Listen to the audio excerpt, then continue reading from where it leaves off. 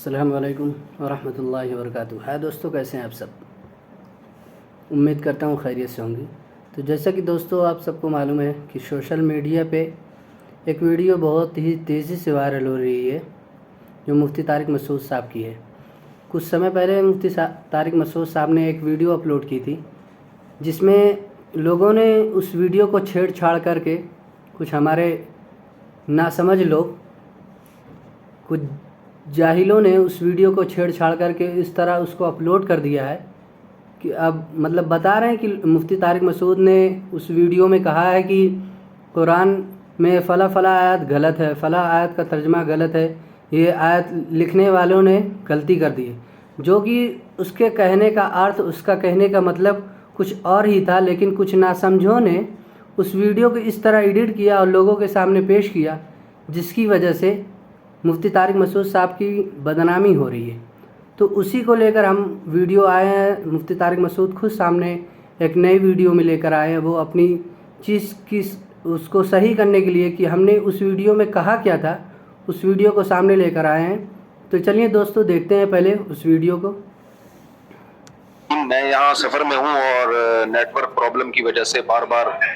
Signal چونکہ drop ہو رہے تھے تو میں یہ وضاحت ریکارڈ نہیں کروا سکا جلدی۔ میرے خلاف سوشل میڈیا پہ ایک پروپیگنڈا چل رہا ہے کہ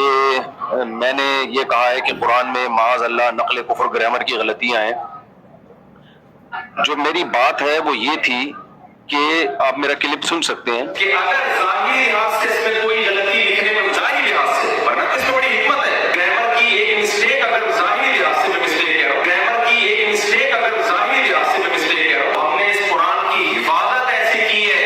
کہ اگر ظاہری لحاظ سے اس میں کوئی غلطی لکھنے میں ظاہری لحاظ سے، ورنہ اس میں بڑی حکمت ہے، ہوئی بھی ہے، ہم نے اس کی بھی کریکشن کی، کسی کو اجازت نہیں دی، جو ہے جیسے لکھا گیا ہے چلا ہے۔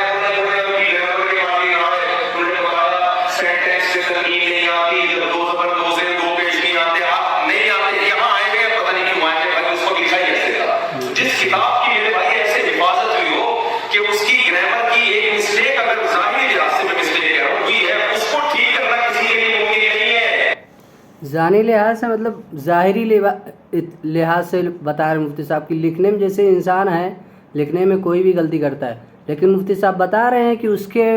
بھائی جو قرآن وہاں سے اترا ہے وہ بالکل صحیح سالم اترا ہے، اس میں کوئی شک و شبہ نہیں، اس میں کوئی غلطی نکال بھی نہیں سکتا، اگر کوئی غلطی نکال رہا ہے تو اس سے بڑا مردود کوئی نہیں ہے۔ تو اس میں وہ بتا رہے ظاہری، کیونکہ لکھنے والا بھی ایک انسان ہی ہے، اس لحاظ سے اگر ہو سکتا ہے کہ اس میں بھی بتا رہے کہ اگر کوئی مسٹیک ہو بھی گئی تو بھی اس کو ہم اس طرح نہیں کر سکتے ہیں۔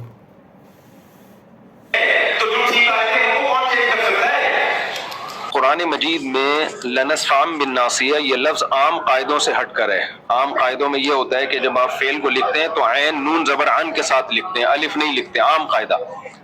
تو صحابی رسول نے اس کو عام قاعدے کے خلاف لکھا ہے، تو اس عام قاعدے کے خلاف کو میں نے یوں کہا ہے ظاہری لحاظ سے گرامر کی غلطی ہے، ظاہری لحاظ سے، ظاہر کا لفظ بتا رہا ہے کہ حقیقت میں نہیں ہے، تو ظاہری لحاظ سے یہ عام قاعدے سے بالکل ہٹا ہوا ہے، 100% ہٹا ہوا ہے، یوں کہا ہے۔ تو اس میں ہو سکتا ہے مجھ سے تعبیر میں غلطی ہوئی ہو، اگر کوئی یہ سمجھتا ہے کہ میری تعبیر ٹھیک نہیں تھی یا یہ بات عوام کے سامنے کرنے کی نہیں ہے، ان کا مینٹل لیول اتنا اونچا نہیں ہے، وہ یہ سمجھیں گے گویا کہ قرآن میں غلطی ہے، تو میں اپنے الفاظ پہ معذرت کرتا ہوں اور میں اپنے ان الفاظ سے رجوع کرتا ہوں۔ لیکن میرا منشا ہرگز ہرگز ہرگز قرآن مجید کی توہین نہیں ہے، کیونکہ میرا پورا بیان قرآن کی تصدیق پہ ہو رہا ہے، قرآن کی صداقت پہ ہو رہا ہے۔ اس کا ایک ایک لفظ جو ہے وہ لوح محفوظ میں محفوظ ہے اور اسی کے مطابق لکھا گیا، اسی کے مطابق پڑھا گیا اور اللہ کی ذات سے نکلا ہوا کلام ہے۔ وہ سوچئے کہ جو شخص قرآن کی صداقت کو بیان کرنے کے لیے آیا ہو وہ کیسے قرآن کو کہہ سکتا ہے کہ معاذ اللہ یہ غلطیوں کی کتاب ہے، معاذ اللہ۔ میرا کلپ آپ سن سکتے ہیں۔ دوسری بات، نبی صلی اللہ علیہ وسلم کی شان کے لحاظ سے جو میں نے یہ بات کہی کہ آپ صلی اللہ علیہ وسلم لکھنا پڑھنا نہیں جانتے،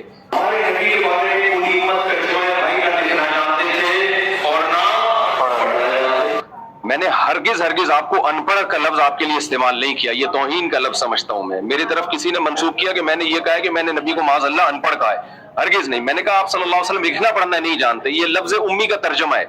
اور یہ بھی نبی صلی اللہ علیہ وسلم کی شان میں بیان کیا ہے۔ مقصد یہ ہے کہ آپ صلی اللہ علیہ وسلم جو لکھنا پڑھنا نہیں جانتے پھر بھی تمام علوم کے حامل ہیں، کیونکہ آپ نے براہ راست اللہ سے علم لیا ہے، اور اللہ کے بعد میرا عقیدہ ہے کہ آپ صلی اللہ علیہ وسلم سے بڑا علم والا اس کائنات میں اللہ نے پیدا نہیں کیا۔ تو آپ لکھنا پڑھنا نہ جاننے کے باوجود ساری دنیا کو آپ نے پڑھایا ہے، ساری دنیا آپ سے سیکھنے کی محتاج ہے، تو یہ نبی صلی اللہ علیہ وسلم کا معجزہ ہے، اور جب کسی کا معجزہ بیان کیا جاتا ہے تو معجزہ اس کی تعریف میں ہوتا ہے۔ پھر بھی میں سمجھتا ہوں کہ اگر کسی کو یہ میرے لفظ سے یہ لگا ہے کہ میں نے سید الانبیاء صلی اللہ علیہ وسلم کی توہین کی ہے تو میں اس سے بھی معذرت چاہتا ہوں، اور میرا عقیدہ یہ ہے کہ میں یہ سعادت سمجھتا ہوں کہ ناموس رسالت پر اگر میری موت واقع ہو جائے تو میں سمجھتا ہوں اس سے بڑی کوئی دنیا میں کامیابی نہیں ہے۔ تو سید الانبیاء صلی اللہ علیہ وسلم کا پیغام ہی ہے، اور آپ کی سیرت ہی ہے، اور آپ کی تعظیم ہی ہے جس کو لے کر ہم دنیا میں گھوم رہے ہیں۔ تو اللہ تعالیٰ مجھے بھی عمل کی توفیق دے، اور ہمارے جتنے بھی اہل اسلام ہیں سب کے دل میں اللہ پیغمبر کی محبت اور قرآن کی صداقت دل میں بٹھائے۔ اور جن صاحب نے میرے خلاف کلپ بنایا یا جو بھی میرے خلاف کلپ بنا رہے ہیں، آپ سب کو پاکستان کے حالات معلوم ہیں، جس طرح سے مجھے ٹارچر کیا جا رہا ہے اور دھمکیاں دی جا رہی ہیں۔ تو جو لوگ اس فضاحتی بیان کے بعد بھی مسلسل میرے خلاف کلپ بازی کریں گے، تو میں سمجھتا ہوں کہ اگر میری ذات کو کوئی نقصان ہوا تو اس کے ذمہ دار پھر وہ لوگ ہوں گے جو میرے خلاف منفی پروپیگنڈا کر رہے ہیں۔ وما علینا الا البلاغ۔ السلام علیکم ورحمۃ اللہ۔ اللہ الرحمن۔ جیسا کہ دوستو آپ نے ویڈیو کمپلیٹ دیکھ لی، مفتی صاحب کا کہنے کا مطلب کچھ اور تھا، اس کا کہنے کا ارتھ کچھ اور ہی تھا، لیکن لوگوں نے اس کو اس طرح ایڈٹ کیا۔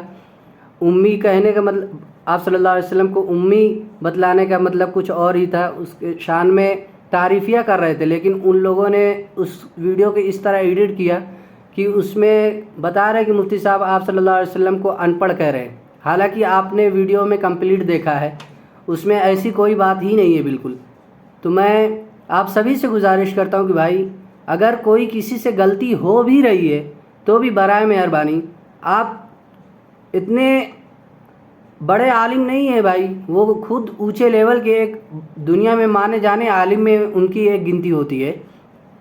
تو برائے مہربانی اگر آپ کو ایسی کوئی کلپ دکھ رہی ہے کہ جس میں آپ کو لگ رہا ہے کہ اس میں ہاں یہ مسٹیک ہوئی ہے، تو آپ اپنے علاقے کے، آپ اپنے ایریا کے بڑے بڑے عالم سے مخاطب ہوئے، ان سے پوچھئے کہ فلاں مفتی صاحب نے یہ چیز کہا ہے، کیا یہ اس لحاظ سے صحیح ہے یا نہیں ہے، یا ان کے کہنے کا مطلب کیا تھا۔ اس کے بعد پھر جا کے آپ اس پہ ریئیکشن دیجئے، اس پہ ویڈیو کو اپلوڈ کیجئے، لوگوں کو بتائیے کہ ہاں بھائی یہ فلاں چیز انہوں نے کہا یہ غلط ہے۔ لیکن بغیر تحقیق کے یہ اس ویڈیو کو اپلوڈ کر دینا اور جیسے من گڑت کہانی اس میں لا کے اپنے طرف سے ایڈ کر دینا اور بتا دینا کسی بھائی علماء کی بھائی اس طرح توہین کرنا آپ کے لیے بھی بھائی خسارہ ہے، اور لوگوں کو آپ دکھا رہے ہیں سوشل میڈیا کے سہارے، یہ بھی بھائی ایک طرف سے سمجھ لیجئے عوام کو علماء سے دور کرنے کی ایک طرف سے سمجھ لیجئے جاہلانہ حرکت کر رہے ہیں آپ۔ بالکل